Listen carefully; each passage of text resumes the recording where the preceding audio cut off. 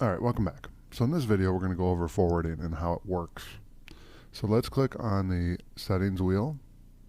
Let's go to settings. Let's click on forwarding and pop IMAP. Now I'm not able to do an example because I only have this email for this course.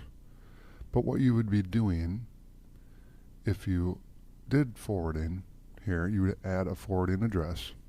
And you can type in any email that you have and then hit next. So I will do that and blur out my, because I don't want people forwarding their stuff to me. I'll type in my email address. I'm going to blur it out though in the video.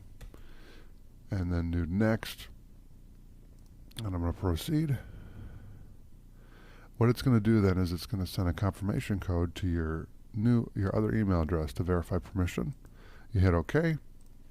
And then it's going to ask you to verify the 4jmedia@gmail.com, which I got. So let me verify that real quick. It'll send it to your email, to that email address. So let's see, what is my confirmation code? Okay, here it is. So, okay, I'm going to verify this. Okay, I've verified it. And now it allows me to forward a copy of incoming mail to 4jmedia@gmail or disable forwarding. So I'm going to turn this on. I'm going to hit save.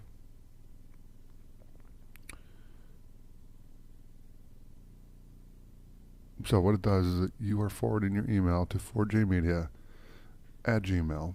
This notice will end in 7 days. So basically it's just letting you know that you set up forwarding. Okay? So now I'm going to turn forwarding off. I'm going to show you how to do that as well. So we're going to go to the settings wheel. We're going to click on settings. We're going to go to forwarding. And I'm going to disable forwarding. I'm going to hit save. And now forwarding is off. Thanks for watching. I'll see you in the next video.